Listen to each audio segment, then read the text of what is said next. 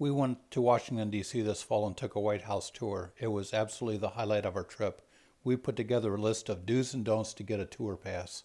The White House tour is only available in the morning from Tuesday through Saturday to a limited number, so it's a pretty exclusive pass to get.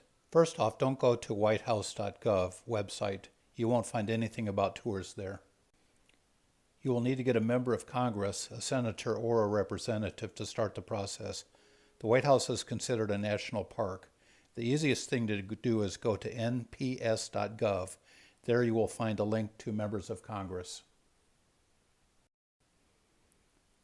Find your representative or senator, click on their name, and you will be taken to their official website that has a form for tours.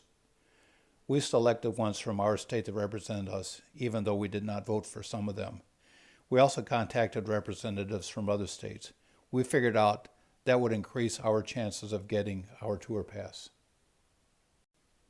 Each senator and representative has a form to fill out with basically the same information. Be flexible with your dates. Allow approximately 90 days for best results.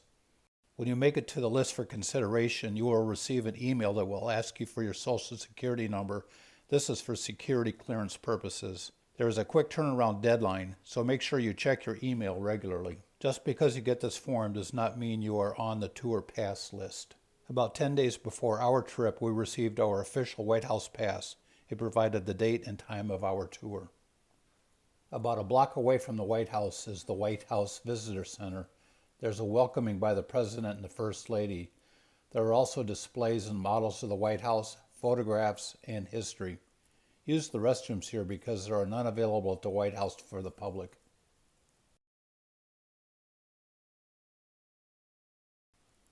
Another thing to do is to download the White House Experience app. It includes a virtual tour which allows you to go room by room, through doorways. You can look up, down, left, and right, just as if you're walking in the White House. It includes the entire tour as well as additional areas.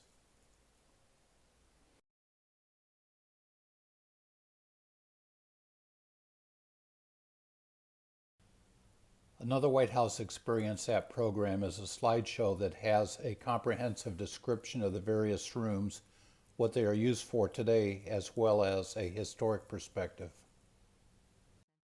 Plan on arriving about 15 minutes early for your White House tour. There is a series of security clearances to go through before you can enter the White House.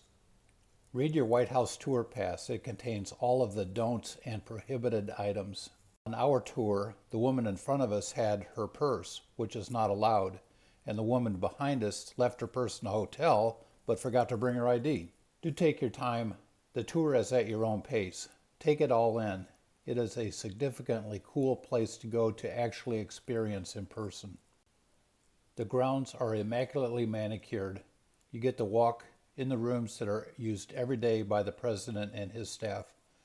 There are informative Secret Service agents in each room that are very knowledgeable and can answer questions you have about the history of the room and the items that are in it.